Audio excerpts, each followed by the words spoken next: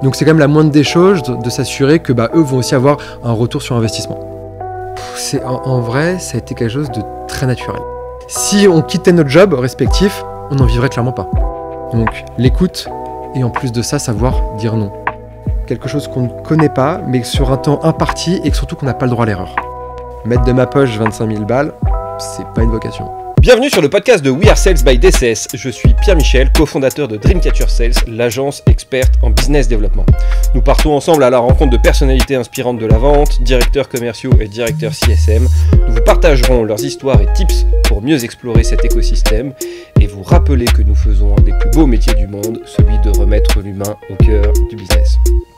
Aujourd'hui, nous recevons Valentin Lejeau, Customer Advisor de PlanHat et surtout cofondateur du salon Engage, le premier événement francophone dédié au métier du Customer Success. Valentin, ravi de te recevoir dans nos bureaux aujourd'hui. Ravi de m'avoir invité, PM. Écoute, c'est un grand plaisir. On est aujourd'hui fin août, on est tout bronzé. J'espère que ça se voit à l'écran, sinon on a complètement raté nos vacances. Exactement. Bon, déjà, première question un peu con, mais on dit Engage ou Engage ? La question qui perdure depuis à peu près 5 ans. Et on a tout simplement sondé nos participants cette année, exactement. Et la majorité a voté pour Engage. Ah oui, voilà. Donc, événement francophone, mais on est dans l'écosystème de la tech. Exactement. Ok, ça me va. C'est comme, CS, CSM. Ça serait quoi d'ailleurs le pendant de Customer Support Chargé de succès. Ça sonne moins bien, tout de suite. Ça se dit pas en fait, c'est pas comme commercial, exactement. On dit bizdev. Ok. Bon très cool, aujourd'hui c'est vraiment le sujet qui va nous intéresser, l'histoire de ce salon Engage, puisqu'il fait vraiment référence aujourd'hui sur les métiers, les évolutions du métier et des nouvelles tech sur ces sujets du CS et CSM. Donc on va en parler. Est-ce que déjà tu peux nous présenter le salon, l'histoire du salon ? Ouais. Alors Engage Paris, donc c'est comme tu l'évoquais, le premier salon 100% francophone dédié au métier du Customer Success.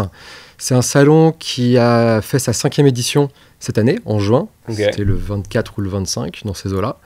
5e édition, ça veut dire que vous êtes créé en 2018 ou 2019 ? Exactement, alors 2018, okay. Mais le premier événement a eu lieu en 2019. Ok.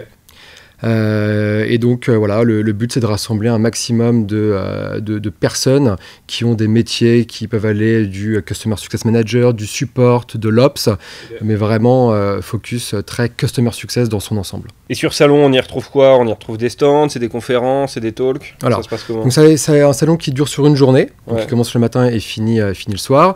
On va avoir à la fois des conférences plénières, avoir des ateliers, des sessions pratiques et aussi des stands avec nos différents sponsors. Ok, donc c'est les sponsors qui financent aujourd'hui le une partie, effectivement, une partie du financement provient des sponsors qu'on peut avoir, et l'autre partie, bien évidemment, c'est la vente des billets, car l'événement est payant. Et qu'est-ce qui vous a donné, qu'est-ce qui t'a ou vous a donné l'envie de créer le salon Engage en 2018 ? Ouais. Parce que vous aviez chacun votre job à côté, et exactement. vous avez toujours chacun votre job à côté. Exactement. Donc il faut savoir qu'on est 4, on est 4 bénévoles.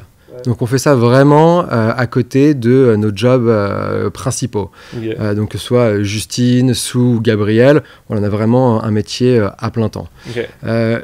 Le postulat de départ, c'était il n'existait rien en France, tout simplement pour assister et réseauter durant une journée, de voir différents speakers, différents leaders dans le monde du CS. Et pour assister à ce type d'événement, il fallait généralement aller en Angleterre, en Europe ou aux États-Unis. Donc le coût n'est clairement pas le même quand on est français. Et surtout, le fait de devoir écouter des conférences qui parfois peuvent être très business, très techniques, en anglais pendant presque 8 heures. On connaît l'amour de l'anglais pour le peuple français. Ça pouvait bloquer, of course. Donc c'est pour ça qu'on s'est dit, voilà, il y a un truc à faire, il y a vraiment il y a une demande, pourquoi pas tenter notre chance. Okay. Alors on avait, à part Gabriel qui avait déjà eu une expérience dans l'événementiel, que ce soit Justine, Sue et moi-même, on n'avait jamais rien lancé de cette taille-là. Okay. Donc c'est vraiment à Paris, c'est autour d'une pizza, un verre post-CS Meetup qu'on avait fait à Paris, qu'on s'est dit, allez, on va essayer de se positionner sur la création de cet événement. Et donc en 2019 a eu lieu le premier événement qui a réuni environ 130 personnes. C'est vachement sympa quand même, Ouais. sur un premier event. Et juste, c'est quoi? C'est une entreprise type SS que vous avez montée? C'est une ou association. C'est format, Ouais, c'est clairement. format association? Exactement. C'est quoi les difficultés qu'on a lorsqu'on veut lancer un salon? Parce que c'est un peu le business de l'œuf ou la poule, c'est-à-dire il faut à la fois des sponsors, un peu comme le marketplace. C'est le business du stress, on va pas se mentir. Ouais. Clairement, c'est que nous, on est caution hein, sur les différentes dépenses dans lesquelles on peut s'engager. Donc c'est un pari en se disant on va vendre les billets. Donc dans tous les cas, pour nous, on allait réussir. Ok. Sinon, on allait se retrouver avec une dette relativement élevée parce Ok. que, comme tu l'as dit, on doit s'engager notamment sur le lieu. En versant des acomptes, sauf que les ventes de billets ne sont lancées que X mois après le premier versement de l'acompte. Et donc, c'est de se dire, bon, bah, ça va fonctionner. Ok. Et la réalité, c'est qu'on a fait un carton plein. On a vendu les 130 places avant l'événement. On a été positif après coup. Et ce qui nous a permis surtout de réinvestir l'argent pour les éditions suivantes. Ok, donc que des bénévoles, aucun salarié aujourd'hui? Aucun salarié. Ok. Et toujours 4. Et toujours 4. Ok. Toujours Donc les 4. les founders de départ. Exactement. Et est-ce qu'il y a eu des évolutions un peu sur les différentes étapes entre 2018 et aujourd'hui, milieu 2024, sur ce que vous souhaitiez organiser, sur la proposition de valeur de salon? Complètement. Bah, le but, c'était pour faire revenir, en tout cas, les participants année après année. Le but, c'est de pouvoir se renouveler dans la proposition de valeur de ce salon. Et chaque année, on essayait d'ajouter une nouveauté. Donc la première année, on était vraiment sur des conférences plénières avec environ une vingtaine de speakers et des ateliers. Ok. L'année suivante, 2020, le Covid arrive. On avait commencé à s'engager auprès d'un lieu. Malheureusement, on a dû laisser tomber. Mais on voulait quand même parce que garder le momentum et de se dire bah, c'est dommage de faire qu'une édition et puis l'année d'après, en fait, on ne peut rien faire. Donc, on a réfléchi et on s'est dit qu'on allait proposer un événement 100% digital. Ok. Donc, découpé en 2 matinées où la première matinée, on a fait participer 6 speakers, Ok. donc des conférences d'environ 30 minutes à chaque fois. Et ces speakers, c'est quel type de speakers? C'est Alors, quoi? on- C'est des head of ISM Effectivement. Donc, on a vraiment des leaders dans le domaine du CES, toute industrie confondue. Donc, on a pu avoir des personnes qui travaillaient chez Adobe, chez Salesforce, chez Content Square ou des structures plus petites, des startups, pour essayer d'adresser aussi différentes thématiques dans l'univers du CS. Ok. Donc, des thématiques plutôt adressées high touch, des thématiques plutôt adressées Ouais. low touch, etc. Donc voilà, les profils, ça va être des CCO, des CEO, des CRO, des head of, des VP, etc. Ça marche, pardon, je t'ai coupé sur l'historique, mais j'étais Ouais, curieux de savoir un peu la Non, mais sélection. c'est un bon point. Et donc voilà, avec donc, la première matinée pendant le Covid, donc cet événement digital, donc c'était les conférences plénières, et la matinée d'après, le lendemain, on a fait des ateliers 100% digitaux. Donc ça, Ok. c'était l'année du Covid. Alors c'était 2021, pardon, parce que 2020, on n'a plus rien faire, effectivement. Donc c'était 2021. Donc là, l'année 2022, on a introduit une nouvelle nouveauté qui était les sessions pratiques. Donc c'est différent des ateliers. Les ateliers, c'est faire plancher une douzaine de participants sur une thématique pendant 1 heure pour délivrer un rendu à la fin. Donc par exemple, quelle est la meilleure façon pour mettre en place un programme d'advocacy dans sa société. Voilà. Donc on va avoir un animateur qui va être aussi modérateur, et donc 10 personnes vont plancher sur le sujet pour après, sur un rendu de 10 minutes, expliquer le résultat de leur brainstorming. Ah oui, donc il y a l'animateur lors de cet atelier qui va prendre note et qui va après derrière Et rendre qui va compte aussi à essayer tous les membres du salon. Exactement, ouais. Ok. Il va essayer cool. aussi de faire en sorte que les discussions ne dévient pas trop, parce que forcément... 12 personnes de milieux différents, parfois on peut digresser. Et à la fin, en tout cas cette année-là, on avait un rendu qui était fait pendant 10 minutes à la fin de l'heure. Ok. Et donc après la session pratique, cette fois-ci, on est plutôt sur un mode où ça réunit, on va dire, une 50aine de participants, entre 50-80, avoir un speaker animateur qui pendant 20 minutes va présenter une thématique et comment lui il a implémenté certaines choses dans son entreprise, d'accord ? Par exemple, un tout nouveau processus d'onboarding, d'accord ? Et sur la demi-heure restante, les participants, toujours en petits groupes, vont aussi, de leur côté, plancher sur un petit cas pratique lié à la thématique. Donc là, c'était l'onboarding, c'était peut-être réinventer un parcours d'onboarding, soit digital, soit high-touch, etc.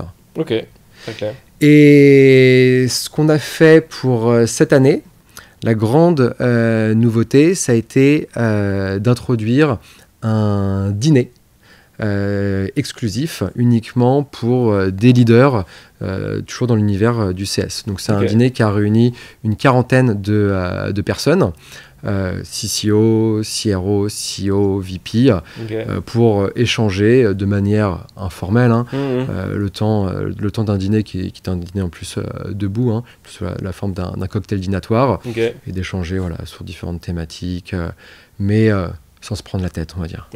Voilà. C'est des rencontres du network, où on parle du sujet CS, etc.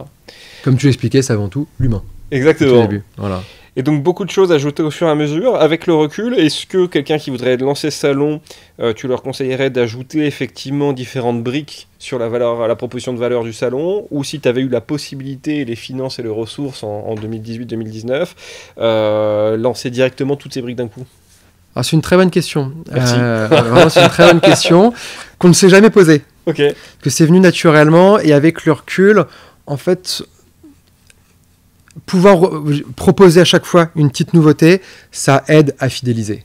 Donc même avec toutes les ressources, quoi qu'il arrive, on aurait changé la formule année après année, en tout cas pour que les personnes, parce que voilà, on est quand même sur un ticket moyen d'environ 250 €, même si c'est financé par les entreprises, il y a quand même un coût derrière. Si chaque année on ressort la formule magique qui est la même, au bout d'un moment, je pense que le soufflet retombe. Avec le recul, c'est quoi les grosses galères que tu as dû gérer? L'inconnu. L'inconnu.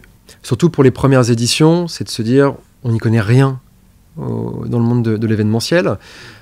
On est caution personnelle. Est-ce que ça va plaire? Et s'engager donc sur des lieux, s'engager sur un traiteur, coordonner tout ça, donc il y a quand même une logistique à gérer, mettre en place la billetterie, donc mettre en place tout ce qui va être le site internet pour justement pouvoir lancer ça. C'est de l'inconnu. Et c'est à faire sur, on va dire, notre temps libre, parce qu'on a quand même tous un métier qui est prenant. Donc c'est de se dire que on va tester quelque chose qu'on ne connaît pas, mais sur un temps imparti, et surtout qu'on n'a pas le droit à l'erreur. Donc ça a été une super expérience, en tout cas la première année, et c'est pour ça qu'après 5 ans, on n'a qu'une envie, c'est de continuer. Mais plus on arrive à l'échéance et à la date butoir de l'événement, plus on se rend compte qu'il y a toujours dernière chose à finaliser. Il peut y avoir des annulations de speakers, on va remplacer par qui, des personnes qui finalement souhaitent revendre leur place. Donc on voit, pour essayer de répondre de manière positive, si on sait qu'il y a d'autres personnes qui sont en capacité de racheter le billet par la suite. Ça, généralement, on est plutôt serein là-dessus, parce qu'on a une liste d'attente quand on est sold out d'environ à peu près 100-150 personnes à chaque année. Donc voilà, maintenant on a vraiment créé cet engouement, mais c'est surtout au démarrage, cet inconnu. Alors je vais reformuler ma question, parce que je veux tirer quand même les verres du nez. Qu'est-ce qui a le moins bien marché jusqu'à présent dans le salon, et le pendant, qu'est-ce qui finalement marche le mieux et que tu as envie de répéter? Ce qui a moins bien marché, c'était peut-être les premières éditions, de suffisamment mettre en avant nos sponsors. Surtout de leur dédier des... De pas suffisamment les mettre en avant, ou de trop les mettre en avant? De pas suffisamment. De pas suffisamment les avoir mis en avant, ou surtout en tout cas le jour J, c'est peut-être pas seulement penser à des moments d'échange entre sponsors et participants, ou des espaces suffisamment visibles dans le lieu de l'événement. C'est important, c'est grâce à eux qu'on existe depuis plusieurs années, donc c'est quand même la moindre des choses de s'assurer que eux vont aussi avoir un retour sur investissement. Ça coûte combien les sponsors? On a différents packs qui peuvent commencer, si je ne m'abuse, alors c'est Justine qui est responsable, donc si je me trompe, elle va me taper sur les doigts, mais c'est pas grave.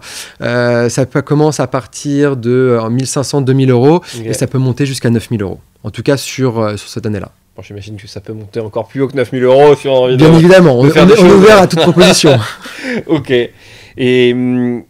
avec le recul, est-ce que dans les différents formats que vous avez testés, qu'est-ce qui pour toi fonctionne le mieux, crée le plus d'engouement, le plus de valeur entre les ateliers, les conférences, les dîners, les networking, etc.? Alors, ce qu'aiment les participants, et donc ça c'est ultra important pour nous à chaque fois de collecter leur feedback post-événement pour voir ce qui a fonctionné, ce qui a pas ou ce qui a moins fonctionné, on va dire. Et les instants de networking, c'est ultra important pour eux. Okay. Passer sa journée les fesses assis sur un siège à écouter des gens parler, et puis tout de suite après passer sur des ateliers, sans avoir des moments un peu plus conviviaux où on peut picorer, boire un petit coup et surtout échanger. Ça, voilà, c'est le cœur de l'événement. Donc, on nous a reproché les premières années, en tout cas, on nous a suggéré d'étendre les différentes plages horaires qui étaient dédiées au moment de networking, ce qu'on a fait. Voilà.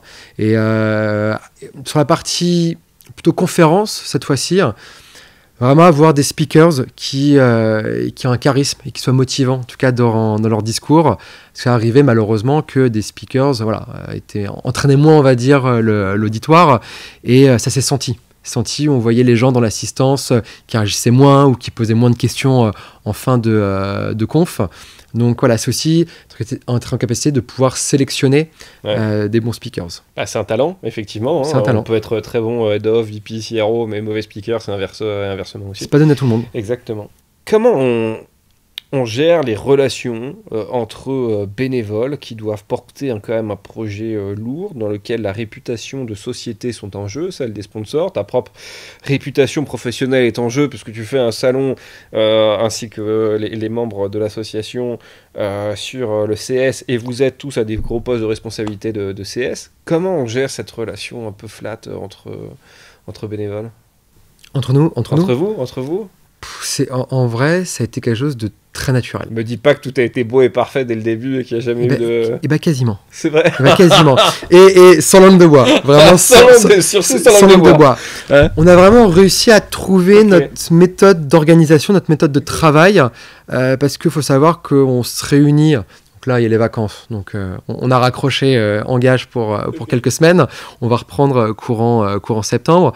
Mais déjà, on s'est tous attribué des rôles où chacun a vraiment son scope bien défini.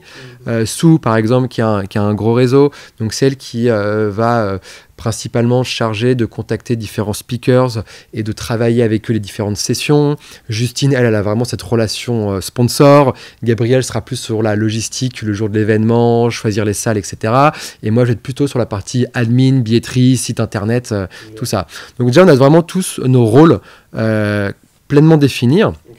Et puis, donc on a l'habitude de se réunir une fois par semaine, à distance, un call, généralement tous les vendredis sur l'heure du déj, pour à partir, comme je disais, de septembre, commencer à préparer l'année prochaine. Mais vraiment, et je le dis en toute sincérité, il n'y a jamais eu d'accrochage. Tout a été transparent. En onboard, c'est quand il y a quelque chose qui ne va pas, c'est de le dire. Et c'est pas grave, on est là aussi pour confronter différents points de vue. Mais voilà, c'est après 5 ans, on est encore là et on sait qu'on a encore de belles années devant nous. Justement, tu me fais la transition. Parce que, j'ai envie de te poser quand même de manière très concrète, c'est quoi le ROI attendu de ce début d'aventure finalement tous les 4 ? C'est-à-dire que vous avez monté une association, vous y passez du temps, c'est pas de l'humanitaire non plus que vous faites, on est quand même dans un enjeu professionnel. C'est quoi le ROI attendu ? Est-ce que vous avez prévu après derrière de passer de l'asso à la SAS, d'en faire un vrai business, que ça soit pour vous du fun, ça puisse construire votre carrière? C'est quoi votre vision à moyen long terme? Alors, avant toute chose, qu'on a commencé, c'était principalement pour renforcer notre notoriété. Et avec les premiers événements, on ne s'attendait pas à devenir millionnaire du jour au lendemain. L'exit à 10 millions, c'est pas pour tout de suite. Non, mais en termes de personal branding, c'est quand même sacrément stylé. Clairement. Plus stylé que faire un post tous les jours sur LinkedIn. Ça, je le reconnais. Et donc, c'est intéressant que tu me poses cette question maintenant, parce qu'on s'est prévu une petite retraite courant octobre. Ah donc... non, mais moi je venais de l'exclure là aujourd'hui. Ah non, mais je vais pas attendre non, mais t'en auras pas malheureusement, parce que tout sera décidé justement. On part à Dijon pendant 3 jours. Focus vraiment brainstorming sur quel va être le futur d'Engage Paris. Après, oui, on aimerait pouvoir peut-être passer d'un statut différent de l'association, peut-être pouvoir commencer à générer des bénéfices mais récurrents tout au long de l'année. Donc voilà, monétiser, c'est quelque chose on y pense depuis 1 ou 2 ans et on va voir quel sera le fruit de nos réflexions en octobre. Ok. Alors moi j'attendrai publier le podcast en octobre pour que je puisse mettre en commentaire comment le salon tu seras le premier averti. Voilà, je veux avoir cette exclu. Exactement. Est-ce que c'est un business qui est rentable aussi, le business des salons? Alors, j'ai pas les chiffres sur l'ensemble des salons. C'est-à-dire, toi, quand tu projettes finalement le temps passé, le ROI, alors le coût, etc.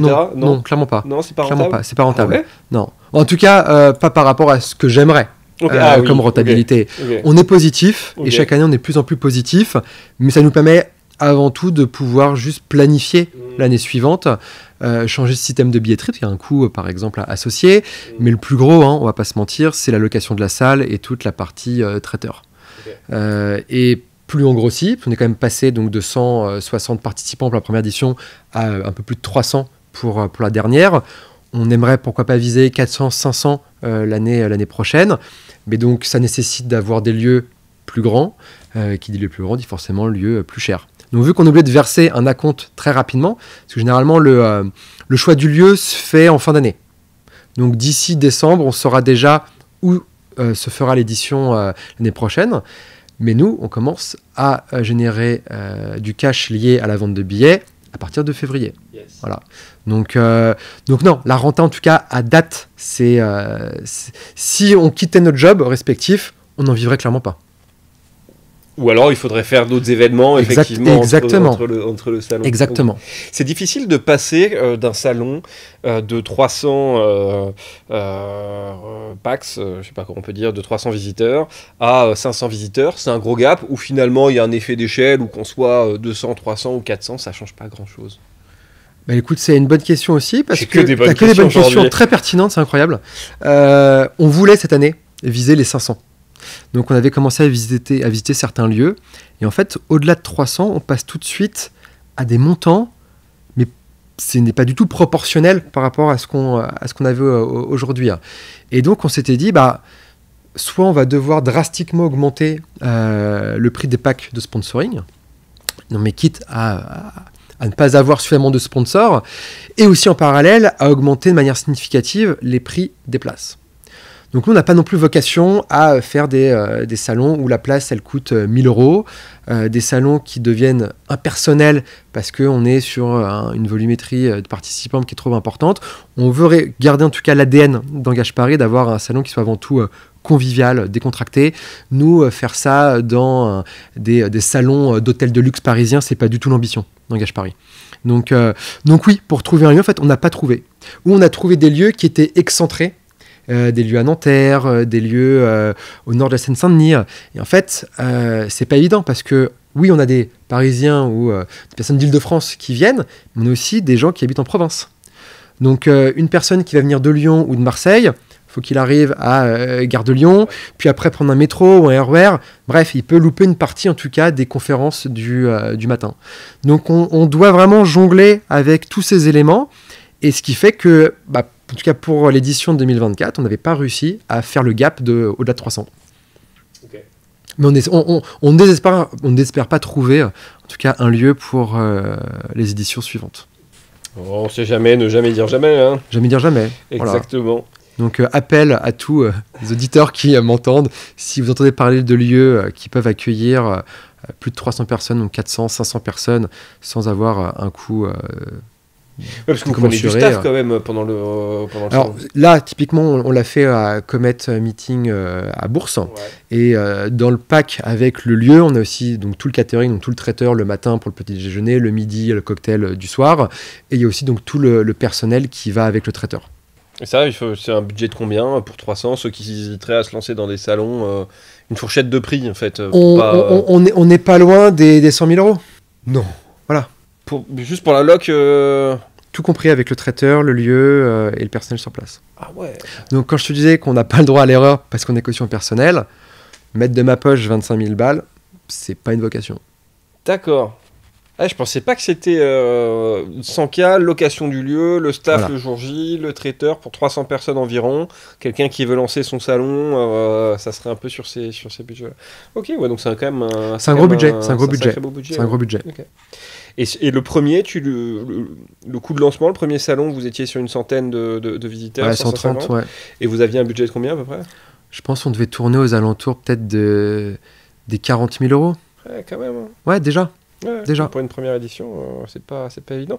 Quel conseil tu voudrais donner, si tu avais qu'un seul conseil à donner, ou deux, hein, peu importe, à quelqu'un qui voudrait lancer son salon un peu sous le format comme tu l'as fait, c'est-à-dire en ayant son job, avec 2-3 copains, ils veulent lancer un salon pro ou sur une thématique qui leur plaît? Alors, comme dans n'importe quel business, déjà, d'être sûr avec qui on va s'associer. Ouais. Hein, ça, je pense que c'est quand même important de le rappeler. Et après, c'est juste d'avoir mais aussi comme dans n'importe quel business, hein, avoir un business plan solide. On a fait tous les calculs et s'assurer que vraiment les ventes de billets allaient tout couvrir, que les sponsors, etc. Et aussi être prêt, malheureusement, à devoir mettre de l'argent de sa poche en cas d'échec. Comme je t'ai dit, pour nous, c'était évidemment inimaginable, hein, mais on savait que le risque, il existe toujours. Donc, le conseil, voilà, c'est de trouver les bons associés avec qui ça matchait, et qui plus est, si on fait ça sur un passe-temps, si je peux me permettre l'expression, c'est surtout de prendre du plaisir. Nous, on l'a fait parce qu'on est passionné de notre métier. La relation humaine, c'est ultra important pour nous, et surtout être acteur du changement de l'univers du CS en France. Il y avait beaucoup de choses à faire. La France a un retard par rapport à des pays anglo-saxons ou encore plus les US, hein, mais comme dans n'importe quel corps de métier dans la tech. Mais je trouve que c'est assez marqué côté CS. Et donc voilà, nous vraiment notre volonté, c'était pouvoir aider à éduquer soit des nouveaux players dans l'univers du CS, ou aussi faire rencontrer des leaders. Parce que ça, c'était aussi ce qu'on a remarqué, c'est que parfois les leaders sont seuls dans leur prise de décision stratégique, organisationnelle. Et ce qui leur manque simplement, c'est des moments de vie pour échanger entre leaders et pour pouvoir proposer et partager des opinions. C'est vrai, c'est tout à fait vrai, parce que tu peux avoir beaucoup d'assos ou de clubs, de DRH, de DAF, direction juridique, club sales, tu commences à en avoir aussi. Exactement, un peu, mais ouais. c'est vrai que sur les métiers du support, pas partout, il n'y avait pas grand-chose qui sont mis en place. Donc c'est un vrai enjeu, ça vous place au cœur de l'écosystème, mais c'est quelque chose d'extrêmement intéressant, puisque la relation client fait partie intégrante du cycle de vente. Bon, ça on pourra en reparler pendant des heures. Juste une question que j'avais oublié de te poser. Quand les visiteurs achètent leur place pour le salon, est-ce que c'est eux qui la payent sur leurs deniers propres, ou aujourd'hui vous avez suffisamment de notoriété pour que ça soit les boîtes dans lesquelles ils travaillent qui leur payent les places? Ah bah alors, et même quasiment depuis presque la première édition, je dirais que 90%, c'est les boîtes qui ont subventionné l'achat du billet. Tu as à peu près 10 ans d'XP sur les métiers du CS, si je ne m'abuse. 5 ans à organiser le salon Engage, excuse-moi. Mais tu as le droit de le dire comme tu veux, t'inquiète pas. Cool. Personne ne te jugera. Oh, je sais pas, j'ai l'impression d'être jugé quand même, 5 ans à organiser le salon Engage, à écouter aussi les speakers, à regarder effectivement les différentes évolutions au marché, en étant au cœur de cet écosystème. Qu'est-ce qui te marque le plus ces 5 dernières années sur l'évolution du métier, s'il y en a eu? C'est quoi pour toi les changements majeurs de ces 5 dernières années sur ce secteur? L'évolution, elle est positive. Donc déjà, c'est un premier bon point, c'est positif. Moi, quand j'ai commencé ma carrière, donc il y a à peu près 10 ans maintenant, les métiers de CS étaient encore très chargés de clientèle, support. Et donc, on avait plutôt pris le nom CS des États-Unis, mais l'essence même du métier n'avait pas encore changé. Le CS, le métier de Customer Success, c'est de faire en sorte que le client qui a acheté une solution obtienne de la valeur et atteigne ses objectifs avec cette solution. Le métier de CS, c'est pas uniquement être dans la complaisance et dire oui à toutes les demandes et uniquement accompagner des clients à juste utiliser une solution ou à faire du debug en cas de problème. Et donc, c'est vraiment cette partie-là qui est importante. Et vraiment, moi, on a constaté, et j'ai constaté cette évolution au fil des dernières années. Et le métier de CS qui, enfin, devient de plus en plus un métier commercial. Il y a toujours encore cette grande bataille de le CS doit-il parler argent avec son client. Donc moi, je suis persuadé que oui. Et chez Planat, c'est ce que je fais avec mes clients. Je m'occupe de tout le cycle de vie. À partir du moment où le client a signé son contrat, de la phase d'onboarding jusqu'au renouvellement, en passant par l'expansion, en tant que CS, j'ai à charge vraiment de tout gérer. Parce que c'est une partie prenante de se dire que parler argent avec son client, ce n'est pas grave. Et ce n'est pas uniquement des commerciaux ou des account managers qui peuvent le faire. Faire de l'upsell, faire de l'expansion avec son compte, c'est quoi? C'est tout simplement dire à ton client que ajouter une fonctionnalité supplémentaire, ça lui permettra d'atteindre plus vite son objectif. Donc c'est tout simple. Et donc le CS ne doit pas avoir honte d'avoir cet échange avec le client, et ça ne va en rien briser la confiance, ce trusted advisor entre le client et le CS. Donc de plus en plus, on voit vraiment des départements CS, et principalement dans des boîtes qui commencent à avoir une maturité importante, plutôt scale-up, qui décident que le CS s'occupe vraiment de cette dimension commerciale. Donc aujourd'hui, ce que j'entends, c'est que les compétences du CS doivent évoluer avec cette double compétence à la fois, bien évidemment, du support, sur ce côté technique, mais aussi sur un vrai côté account management, et donc que finalement le sales, son expertise qui est l'ouverture de compte client et la relation commerciale, peut lui être réservé, mais par contre que ce côté account management finalement doit être de plus en plus confié aux équipes CS. Oui, mais aussi non. En fait, la frontière est parfois floue, et c'est le débat aujourd'hui. Il n'y a pas une seule bonne réponse par rapport à ça. Okay. Tout va aussi dépendre, comme je disais, de la maturité de l'entreprise, de la taille des équipes, du secteur d'activité, de la complexité du produit qu'on va vendre. Et dans certaines organisations, si on va vendre, par exemple, des produits très complexes, avec un cycle de vente qui peuvent être très long, qui peuvent impliquer différents départements au sein de l'entreprise. Avoir un account manager peut faire sens, où le CSM, lui, va vraiment être dédié sur délivrer la valeur de la solution. L'AM, lui, dans ce cas-là, va entretenir et nurturer toute cette relation commerciale, mais purement commerciale, avec les différentes parties prenantes, mais côté leadership chez le client. Donc, dans ce genre d'organisation, avoir un AM fait bien évidemment sens. On appelle AM, on appelle Director Account, bref, il y a différentes terminologies. Mais dans ce cas-là, ça peut faire sens. Dans des plus petites organisations, on n'a pas forcément les capacités financières ou autres d'avoir deux fonctions distinctes entre l'AM et le CS.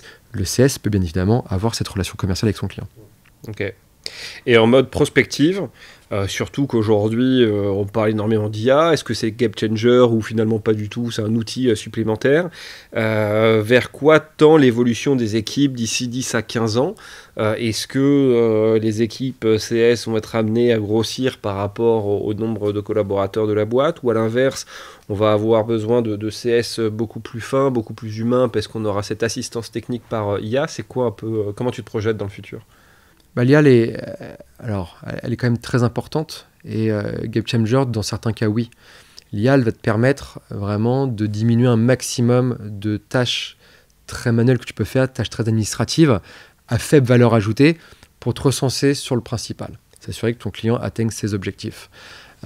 Donc nous, typiquement, chez Planat, on a toute une série de fonctionnalités qui sont liées à l'IA, notamment sur de la prise de notes, qui te permettent facilement de pouvoir identifier des next steps ou des points clés dans un compte rendu. On a aussi développé des intégrations avec des outils comme de type Mojo ou Gemini, qui permettent d'enregistrer, d'avoir un note taker durant des calls vidéo, et ça va retranscrire automatiquement donc les échanges des personnes durant le meeting, et nous on va venir synthétiser cette retranscription pour automatiquement l'injecter dans Planat. Donc oui, l'IA, ça va être game changer. L'IA, elle connaîtra jamais mieux que toi, elle connaîtra mieux que toi les clients. L'IA, elle connaîtra mieux que toi l'écosystème de ton client. Mais à l'inverse, l'IA, elle sera jamais en capacité de faire en sorte que ton client atteigne ses objectifs. Donc il faudra toujours avoir un être humain derrière pour manipuler cette donnée. Bon, j'ai plein de questions encore à te poser, mais à force de papoter, je vois que le temps tourne et tourne et tourne. Deux dernières questions, je vais me limiter. De ta carrière, le meilleur conseil qu'on t'ait donné jusqu'à présent, quand je te dis ça, il y a quelque chose qui te vient en tête? Pas forcément de conseils, c'est plutôt avoir vu ou échanger avec des personnes, pas un conseil qu'une personne a pu me donner, mais ça a été vraiment d'être à l'écoute, de ses clients pour être sûr qu'on a bien, en tout cas, capté ce que le client souhaite faire avec ta solution. Donc, l'écoute, moi j'ai vu des CES, j'ai été dans des calls où le client exprime son besoin, parle, et le CES va répéter bêtement un petit peu ce qu'on lui a appris, mais sans intelligence d'esprit. Et avant tout, on est là pour interpréter une expression d'un client sur des besoins très spécifiques et s'assurer que ta solution, en tout cas, ou que ce que le client souhaite faire, ce soit possible et que ça apporte de la valeur. Donc l'écoute, et en plus de ça, savoir dire non. Un CS n'est pas là pour dire oui à tous ses clients. Donc moi, ça m'arrive, des clients vont me demander, je voudrais faire telle ou telle chose, je vais toujours creuser pour bien comprendre la finalité et s'assurer qu'il y a un lien direct avec les objectifs fixés en démarrage de collaboration. Et si je vois qu'il n'y a pas d'intérêt, je dis ça n'a pas d'intérêt. Mais par rapport à ce que tu voudrais faire, voici comment est-ce qu'on pourrait y arriver. Très clair. Allez, dernière question. Si je devais interviewer une personne après toi, est-ce que ça t'as un nom qui te viendra en tête? Quelqu'un qui t'a marqué, quelqu'un qui pourrait nous parler de quelque chose qui t'intéresse? Je te prends au dépourvu là. Hein. Complètement. Ou alors le meilleur CS que t'aies rencontré qui nous donne ses best practices. Alors dans ce cas-là, plutôt effectivement une personne là, qui m'inspire énormément, ça va être mon CCO chez moi-même. J'ai des chevilles énormes. Okay. Non, ça va être mon CCO chez Planat, qui est Chris Register, et qui a vraiment une vision magnifique en fait du CES. Et ses prises de parole sont toujours assez impressionnantes. Alors Chris ne parle pas français, donc ça dépendra de si... Chris, if you want to speak with me with my best French accent, here we go. Formidable. Eh bien écoute Valentin, un énorme merci pour notre échange aujourd'hui. Merci à toi. Je sais que tu es rentré de congé fin de semaine dernière, tu as repris le boulot hier. Donc ça doit être le jus, le rush, tu as les tickets dans tous les sens, tu as les collaborateurs qui s'agitent. On est le 27 août, donc ça y est, tout le monde est rentré à Paris. Presque tout le monde est rentré. Ah mais il commence à avoir un peu de monde sur la route. Merci à toute la communauté We Are Sales, toujours aussi nombreuses qui nous écoutent. Et puis on se retrouve très bientôt pour de nouvelles actualités, de nouvelles interviews tout aussi passionnantes. À très bientôt Valentin. À bientôt, merci.